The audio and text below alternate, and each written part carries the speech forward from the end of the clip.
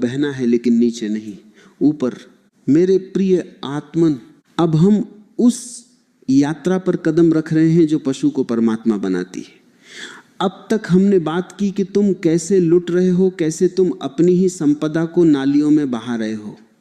अब हम बात करेंगे कि उस संपदा को, उस ऊर्जा को कैसे बचाया जाए, और सिर्फ बचाया ही न जाए बल्कि उसे कैसे रूपांतरित किया जाए।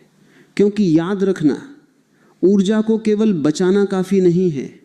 अगर तुमने पानी को सिर्फ रोक दिया, बांध बना दिया, तो वह पानी सड़ जाएगा, उसमें कीड़े पड़ जाएंगे। पानी को बहना चाहिए। अगर वह नीचे नहीं बहेगा तो उसे ऊपर बहना होगा। ठहराव मृत्यु है, प्रवाह जीवन है। तुम्हारे शरीर के बीचों बीच जो रीढ़ की हड्डी है, जिसे हम मेरुदंड कहते हैं, वह केवल हड्डियों का एक ढांचा नहीं है। वह तुम्हारे जीवन का सबसे बड़ा राजमार्ग है।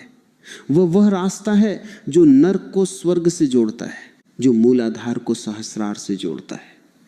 मूलाधार, जहां तुम्हारी सेक्स ऊर्जा, तुम्हारी काम वासना सोई पड़ी है जैसे एक कुंडली मारे हुए सांप, और सहस्रार जो तुम्हारे मस्तिष्क के सबसे ऊपरी हिस्से में है, जहां चेतना का 1000 पंखुड़ियों वाला कमल खिलता है। विज्ञान कहता है कि रीढ़ की हड्डी के अंदर एक बहुत बारीक नली है। डॉक्टर उसे स्पाइनल कॉर्ड कहते हैं, लेकिन योग उसे सुषुम्ना कहता है। यह सुषुम्ना ही वह तार है जिससे बिजली ऊपर चढ़ती है। जब वीर्य नीचे बहता है तो वह सृष्टि का निर्माण करता है, बच्चे पैदा होते हैं। लेकिन जब यही वीर्य, यही ऊर्जा तप की गर्मी से भाप बनकर ऊपर उठती है, तो वह तुम्हारे भीतर के सोए हुए भगवान को, तुम्हारे भीतर के बुद्ध को जन्म देती है। इस प्रक्रिया को समझो। इसे विज्ञान की भाषा में ऊर्ध्वपातन या सब्लिमेशन कहते हैं। जैसे पानी को अगर तुम गर्म करो तो वह क्या बनता है? वह भाप बन जाता है।